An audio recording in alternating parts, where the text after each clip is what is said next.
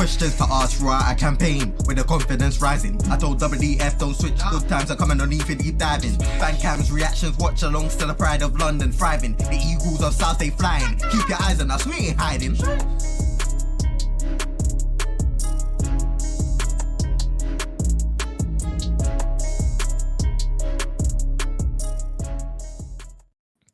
Yes, guys, welcome back to TACT, your your weekly occurrence, 7 p.m. on a Wednesday. We are recording this on a Tuesday, but you know we're here. We had an eventful chat before we started, so this is probably gonna go left very fast. But I'm joined here with Rich. Rich, how are you doing?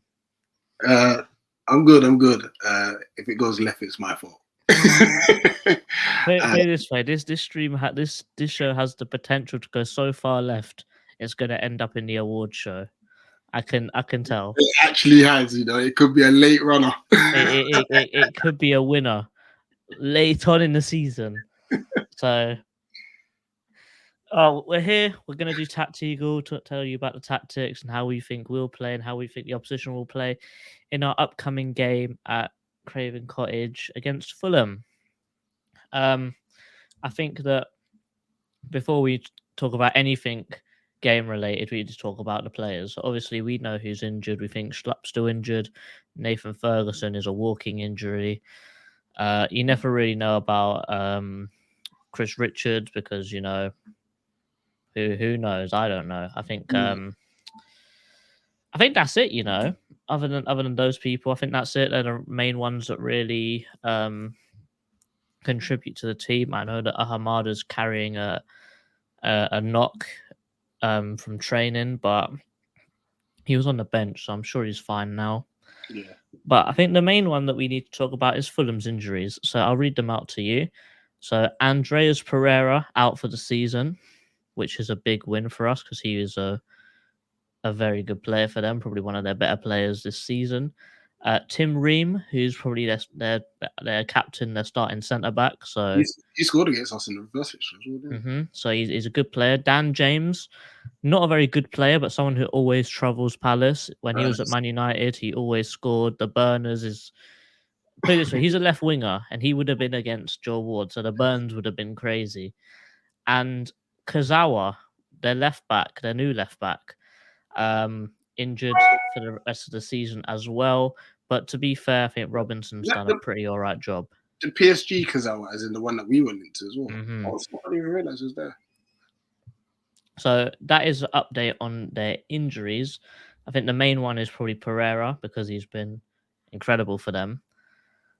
But someone that has been not incredible for the whole season, but lately is Kearney.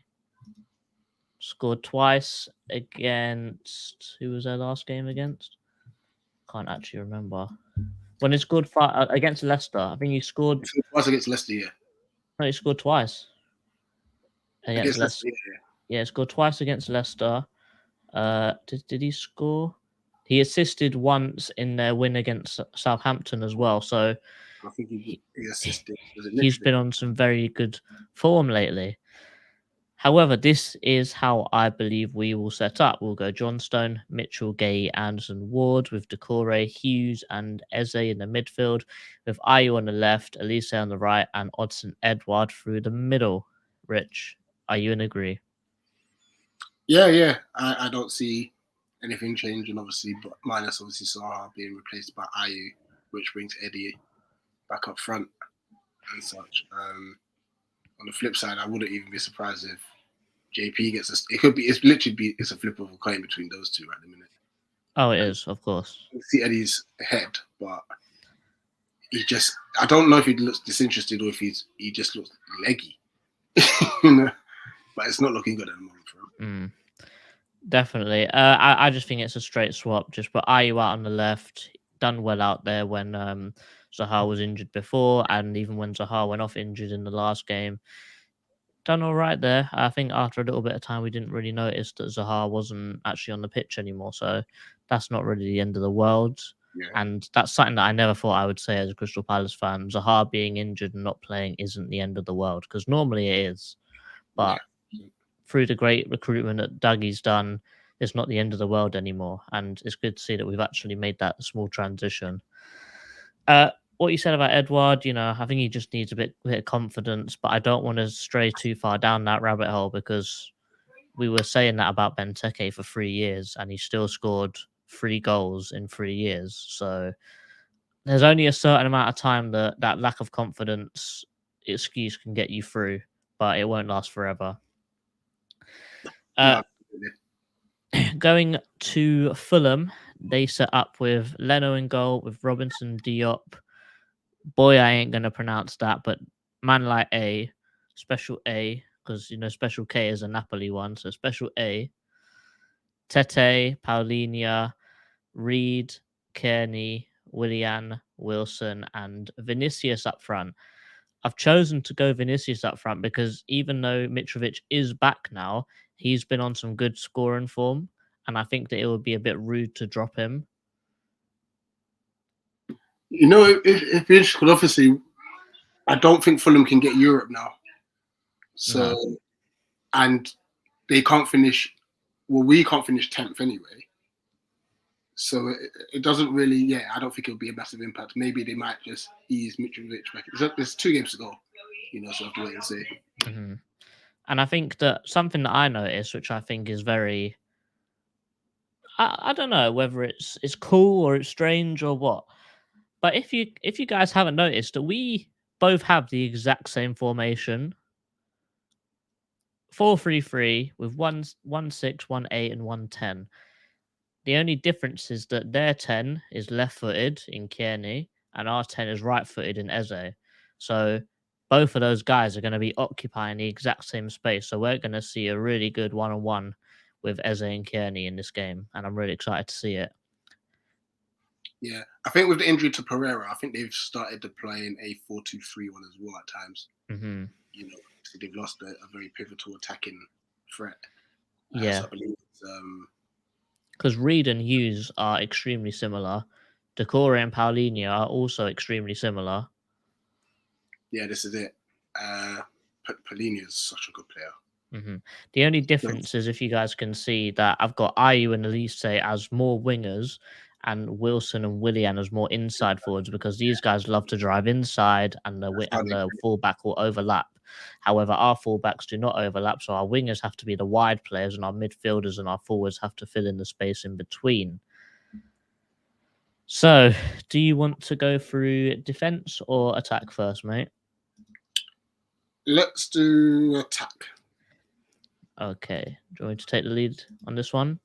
So, yeah, go on in. The lines are looking bare confusing for you guys, and I get it. It's okay. Lines are confusing. It's okay. But there are 2 main ways in which we can attack these guys. They defend very, very compact, as you guys can see. They set up in basically 4-1-4, and then Vinicius, or this will most likely be Willian or Wilson, who is up here. So, the 2 ways of attacking that I'm going to say is that this can happen on both wings, but because it's 2 very drastically different ways of attacking, I've done one way of attacking on the left wing with Ayew and Mitchell, and another way of attacking on the right wing with Elise and Ward. So I will start with attacking down the left, but remember, we can attack this method can work on both sides, etc.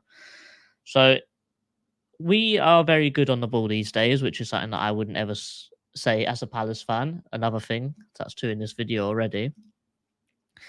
But we do find ourselves in situations like this, where we've got the ball, our fullbacks aren't very high, our centre-backs are here, Decore is screening the space, and we're sort of moving around in the box. They're staying compact, and that's something that Silva loves to do when he's defending. Zonal marking is his best friend. And that's something we need to take advantage of, because they will mark the space and not the man. So this makes dribblers be very effective, and we've got a few of them in our team. And quick one-touch passing is very effective as well, and that's something we've been working on. So the reason why I've got these massive rectangles on each side is because when we have the ball, they tuck in. They don't press out to the man. They're very good at defending headers because they've got very big centre backs, very strong centre backs. So really, Ayew, Mitchell, Elise have all this space to do really whatever they want without much hindrance. So by having this much space and by taking advantage of their zonal marking, we can create lots of chances. So for example, if Mitchell has the ball here, they will tuck in. There's many options for him. He could go to Decore. He could whip in a naughty pass to Eze. Even if he felt like it, he could bang a ball straight into the box and see what happens. But because they're good in the air, I don't think it's the best way of doing things.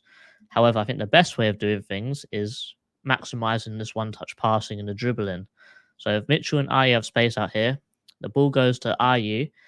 If you look inside, you've got a very easy, I wouldn't say easy pass, you've got a very good pass to Schlupp. Schlupp can be in here, obviously zonal marking, he'll have time to turn because there won't be a man stuck to him, so have time to turn. And remember, Schlupp's actually pretty good at passing these days, so Ayew will make that pass, he'll come through this way as well. That means Schlupp has got 4 options here. Slip Ayew back in, who will then have a shot, or maybe cross it to Edouard. Slip Edouard in for a one-touch finish. Slip Edouard in. I know probably won't happen, but Edouard could run over the ball. It could fall to Elise and then a pass back or a shot. But the main one that I've seen that they're susceptible to is the one to Eze here. They're very susceptible for a long-range shot outside the box, and Eze has scored quite a few of these under Roy alone, and he's done a few of these throughout the whole season. They leave space on the edge of the box for you to shoot, and even though you're shooting into a crowd of bodies, you could get deflections in here, you could get a lucky one that goes all the way through, you never know. Very interesting to think about. Obviously, it could come out to Eze, you could dink it into another player. You know, there's many options that could happen here. So, that is one way of doing things that I believe. The other way is mostly going to be for the right wing with Elise because of his ability to cut in and shoot. So, obviously, Elise's got this whole space. But what they allow to do is because they sit in so tight, they allow players to run across the face of the box and not have too much attention. So we could see Elise grab the ball, sprint down, cut inside, and come into a position like this to then shoot. He's done it many times before. He's done this and scored many times before. But also the main one that I think about is that how many times has he gone cut inside, Edouard or Ayew has made this diagonal run and he's ghosted in that ball. And then you have the runners of Schlupp, Eze coming through. So any pullback, any fumble from Leno, it's looking like it's going to be a goal. Also, with a cut inside, he's either going to have Eze running through, which is an option, but also he could do the same thing that Schlupp could do on the other side, just pass it in and have a shot from outside the box. They're not very susceptible to defending from outside the box shots. And also, crossing is probably not going to be our best friend in this game. One-touch passing is. Probably rambled on a bit, but what do you think, mate? I've actually got another way that we can expose them and exploit them. But just obviously talking about the aspect that you brought about. We have been a lot better around the box, We are trying to get shots off a lot quicker. Eze and Elise's ability to dribble past a couple players helps as well. But it's going to need... But, you know, I think there's one aspect that we seem to forget. Ayew's movement off the ball generally helps that. Now, when I look back at the game against Fulham at Sellers Park and we had Zaha up front, he got no change from Diop. Because everything was like dinked into him, hoping that he can bring it down and stuff. And he hasn't been great at that lately. that is not a tactic we should apply and such. And now this is the only reason why I'm gutted that Zaha is injured, because I think Ayew would have done a good job of that. Now, I don't know if Roy's that tactically savvy, but what if you put Eddie on the left-hand side and left Ayew up top?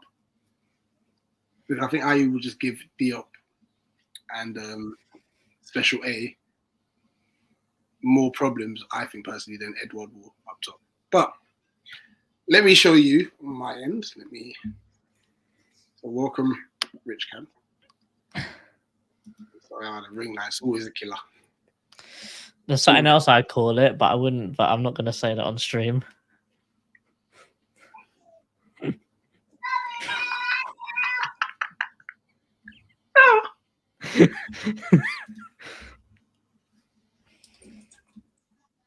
One second, guys.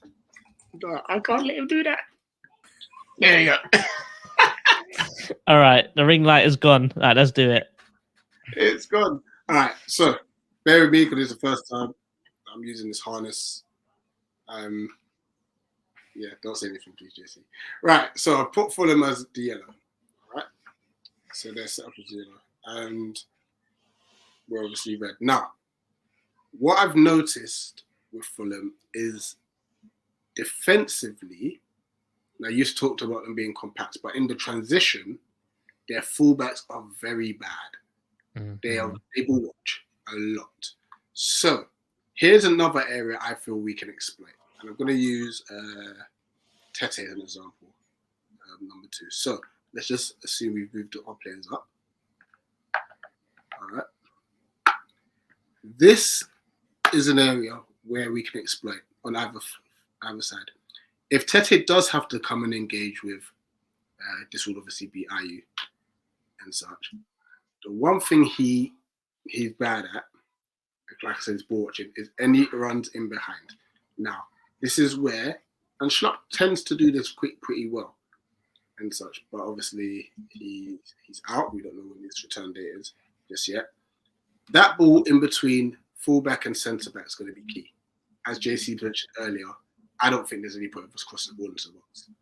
In all fairness, I think we're better off playing in between the lines and such. Not only is that ball in between left back and full back really key, it could even be, if it's Mitch, just knocking the ball down the line or over the top and such. Because, like I said, they're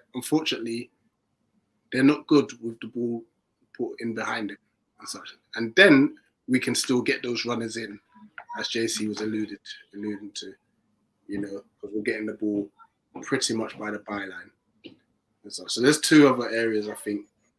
That's 2 other ways exploiting their fullbacks. So that's the ball in between centre back and fullback, or the ball over the top of the fullback. I think would be key to what's going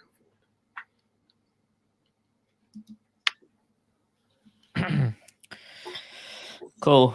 Yeah, obviously them defending is not the best thing, and we know that with Marco Silva with Everton. They used to score loads of goals, but concede a few as well. And I think the zonal marking thing for the set pieces is a big thing, but we are dreadful at set pieces, so I didn't really think to talk about it because we can't defend them and we can't attack them either. So damned if you do, damned if you don't. But let's move on to the defensive side now. And so our defensive side and their attacking side. So I'm not Statman Dan, and I know you guys are missing him. But I tried to do some research on some stats, and here's something I found out. Fulham are the 2nd top team for crosses into the box in the Premier League. They are only 1 cross behind the leader, who is Liverpool, with 730 crosses this season into the box, which is crazy. Which also means that they are joint 3rd in the league for total headed goals, which I did not think that was going to be a thing. They've scored 13 goals from headers this season alone. And I tell you what, lately, we've not been the best at defending headers, set pieces, so that is somewhere that they are going to exploit. We know Mitrovic is class in the air. And we also know that Vinicius, who's not as good, but he's still just as tall. So that's some main things. You did say about Tete, and that's one thing that I kind of disagree with you a little bit on Tete. I do agree with you on the fact that he ball watches, but when he does go in for a challenge, he will most likely win that ball because he has got the fourth highest tackle completion rate in the league. He averages 2.6 tackles per 90. He averages 1.6 interceptions per 90. And he makes about 2.3 clearances per game as well. So even though he does ball watch, when he goes for that ball, he will get that ball.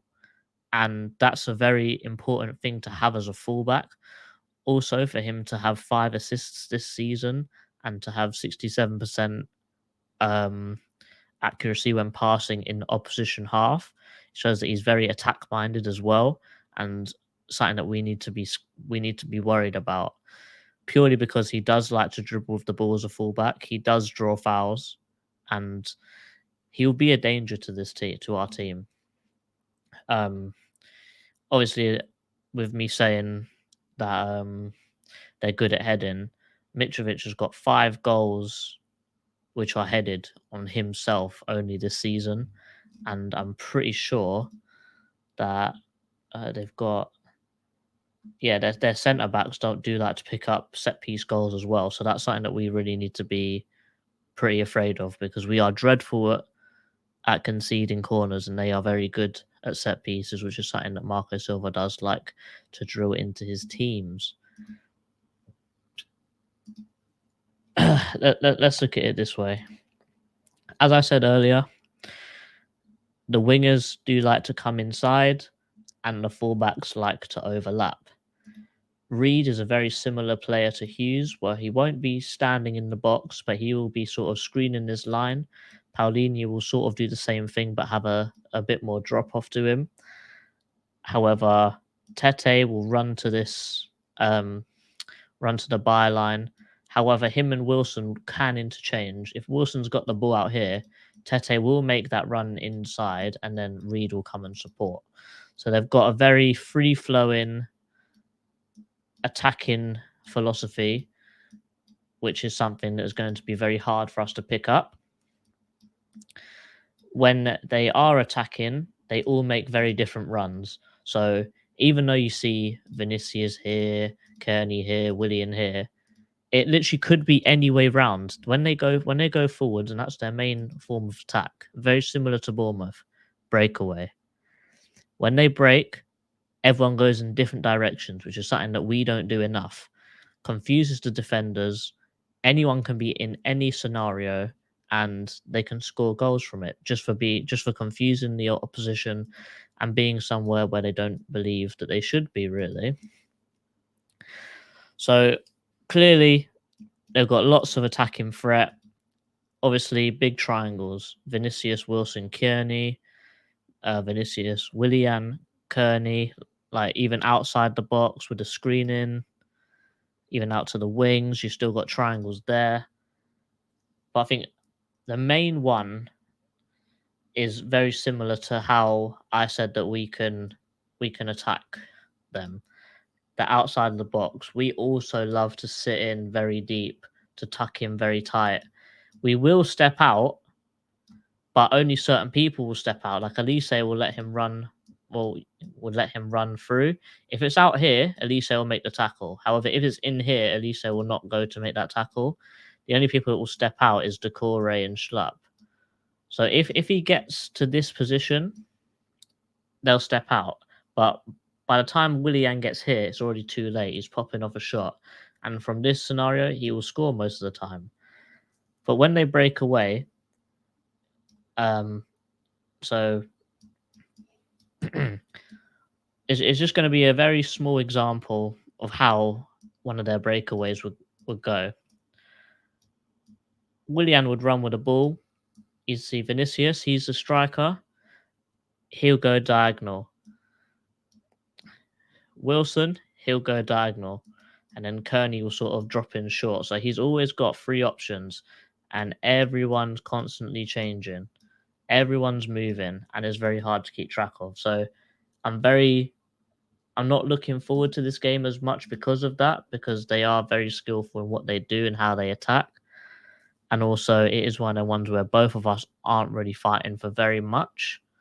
So they could, they could blood some kids. They could do something unexpected. And if they blood a kid, then this movement won't be as free flowing. But, it's a very formidable attack because not Callum Wilson, Harry Wilson can score bangers. Willian can score bangers. And Kearney scored a few tiny little goals as well lately. So very formidable team, and we need to be on our toes when defending. Yeah, no, absolutely. As you said, it's not one I'm looking forward to because I just feel like our fullbacks, in my personal opinion, don't defend best when they're running towards our centre backs. Mm-hmm. And that's unfortunately what they do. This is what Fulham actually do. So let's go to Willian. There we go. Right, Willian. I'm going to use a prime example because all he does is cutting. He cuts Cutting and shoot all the time, which means Wardy's going to have to follow. He's going to have to follow, and that, for me, is personally is not the best scenario for him. Mm-hmm. What then tends to happen is if he does follow, and William's very tricky as a winger, he then tends to switch off positionally. I believe it was Man United where we first experienced that. Obviously, we had Rashford playing on the left, I believe, to start that off. And there was a time where obviously Luke Shaw's bombed on, and obviously that's going to be Robinson this time round. And Decore was stuck in no man's land because he was thinking, who's picking up who? Mm-hmm. That we could face, whenever it's wingers going down the line, I think Woody and Mitchell, they've both done a great job. But these are inverted wingers, similar to how we play and such, which is obviously a massive problem. So the key to obviously nullifying this is, yes, we're going to have Decore, we know that, but we're going to have Hughes. If it's Hughes that's fit, I think Decore should just focus on blocking off like this square area here, and then Hughes can focus on this side. Mm-hmm. Do you think pressing the man would be important to not let them have time on the ball? Oh yeah, throughout we're gonna have to. As long as we can make them pass backwards, I think we've done our job. What we can't have is Decore doing this, left and right and left. This is not the game for that. You'll get, and the reason why I say it gets picked up, it will get picked off, is, to be fair, Decore does ball watch as well. I think Brighton was a great example, Man United as well, great example, because obviously you're going to have Kearney, Reed, they're all going to bomb into the box, and Polina, he's just going to be chilling right here, waiting for a shot, loose ball shot. He's just going to be waiting, because all of these players are going to be in and around the box. It's going to be congested. It's going to be congested and such. And obviously, then if the biggest problem is, obviously, if this happens, Ayew, and Lise, who have both defensively been a lot better, they need to be on their A game, because as you said, the amount of crosses that come into the box, and Mitrovic is a problem in an opposition box if it's him. It's just playing behind, sort of. Yeah, but Vinicius is still good at hold-up play. Like, he could knock it down for Kearney, could knock it down for Willian. Hold-up play is very diverse, because it could just be a header straight to the goal. It could be a pass back. It could be a nod on. It could be anything. So we need to be very careful in how we play this game. Other than that, score predictions. I think because it's at the Cottage, they've been playing very well there. I think they've only lost once or twice in their last 5 games there. It's not often. Yeah. So draw, win, loss to Arsenal, loss to West Ham, and it's been win, win, win, win, win at home. But that West Ham win, they scored their own goal, but they dominated. Yeah, of course. Absolutely dominated. So they're scoring goals for fun at the moment. They scored 7 goals in 2 games. So they're going to be high on form. So it's going to be fireworks. So what's your score prediction, mate? And not very convincing 2-2. Aye. Okay. I'm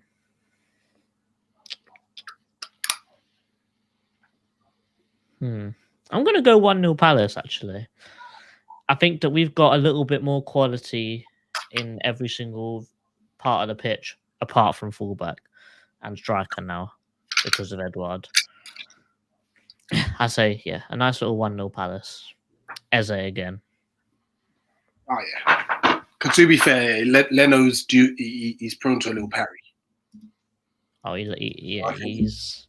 If Eddie switched on, I think Eddie can bag himself a tap in. Yeah, I think so as well. I think that he could find some good space. He's found tap-ins before. No reason why I can't do it again. Yeah, absolutely.